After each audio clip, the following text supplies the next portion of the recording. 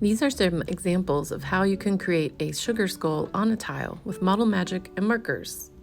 Some of them have been created into larger figures.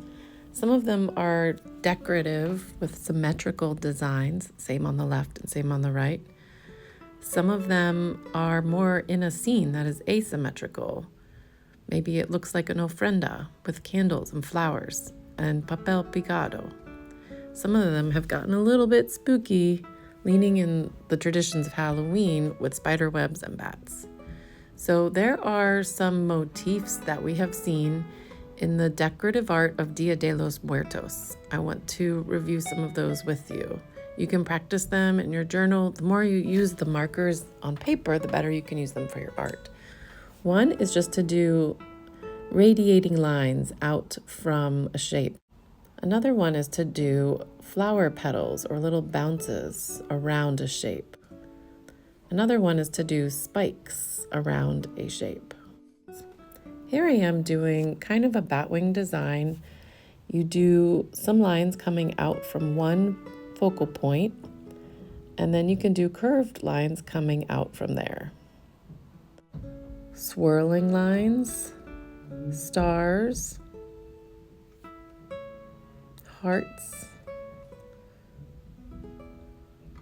and so on. So Dia de los Muertos is a tradition that is coming from older times into newer times. Sugar skulls have been around a long time. People bring their culture from Mexico to the United States, and then there is some blending with some imagery from the US. For my black paper, I'm going to use silver Sharpie. Here I'm doing those lines that come out from one point, and that way I can turn them into cobwebs or bat wings or flowers or anything else. It's one good way to start in the corner. I will speed this up, but you will see anything I do on the left, I will do on the right because I want this design to be symmetrical. I'm doing a swirl inside of a circle to create a rose, one on the left and one on the right. I'll also show you how I build kind of a room space. Maybe I will have some dangling papel picado, like it is strung up with big curved lines and triangles. I added a ton of detail on these, and then I thought about how on an ofrenda there might be a framed picture of a loved one that has passed. We of course need flowers. Marigolds are a very popular and important symbolic flower for Dia de los Muertos. A line to show the back of the table. Ooh, and I forgot a candle. That can be very important.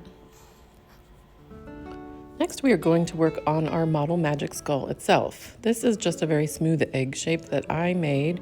Yours might also have some other textures or eye sockets. This has hardened for over a week, so that's the only time you'll want to use a marker on Model Magic, unless you're trying to mix a new color, especially one this fine. I'm stabilizing it with my hand. My hand is laying down on the table, and then I slowly draw with the marker. The classic circle eyes, upside down heart nose, and bumps for teeth. And then you can start adding your detail. This is where you can give your skull some individuality and practice different things that people use for sugar skulls. Some people just do the eye sockets in completely black, but you can also have something inside. This is an excellent opportunity to see how small of a detail you can manage. You can also decide as you go, will this be a symmetrical or an asymmetrical design?